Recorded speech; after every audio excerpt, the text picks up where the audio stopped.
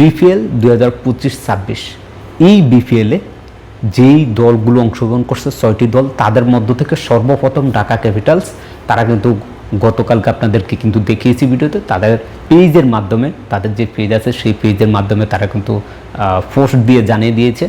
এবং সেই সাথে আজকে যেটা হয়েছে কি, ঢাকা ক্যাপিটালস আমরা সবাই ধারণা করছি যে হয় তাসকিন আহমেদ নয়তো সাইফ হাসানকে তারা তাদের দলের ক্যাপ্টেন করাবে, কিন্তু আজকে তাদের অফিসিয়াল ফেসবুক পেজে তারা একটি ভিডিও পোস্টের মাধ্যমে তারা তাদের ক্যাপ্টেন মিথুনকে দিয়ে দিয়েছে, অর্থাৎ মোহাম্মদ মিথুনকে ঢাকা ক্যাপিটালসের ক্যাপ্টেন হিসাবে ঘোষণা করে দিয়েছে।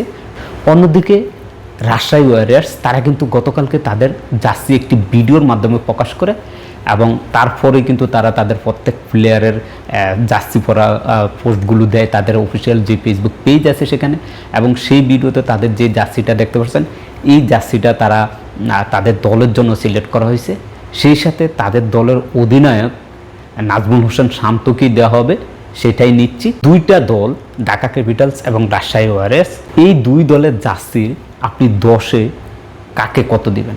ঢাকা ক্যাপিটালসকে আপনি 10-এ কত দিবেন তাদের জার্সি, এবং রাজশাহী ওয়ারিয়র্সকে 10-এ কত দিবেন? কমেন্ট বক্সে কমেন্ট করে জানান আপনারা। আজকে 22 তারিখ, আজকে কিন্তু নোয়াখালী তাদের জার্সি তারা কিন্তু সবার সামনে তাদের ফেসবুক পেজে প্রকাশ করতে পারে, এরকম একটি গুঞ্জন শোনা যাচ্ছে।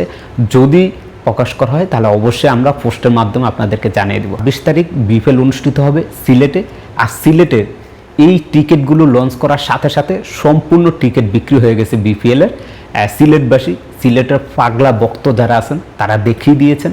আগামী 26শে ডিসেম্বর বিপিএলের উদ্বোধনী ম্যাচে বিকাল 3টায় মুখোমুখি হবেন সিলেট টাইটান্স এবং রাজশাহী ওয়ারিয়র্স। দ্বিতীয় ম্যাচটি অনুষ্ঠিত হবে সন্ধ্যা 7টা 45 নোয়াখালী এক্সপ্রেস বনাম চট্টগ্রাম রয়্যালস। খেলাধুলার সকল আপডেট পেতে এসপিএলের সাথেই থাকুন।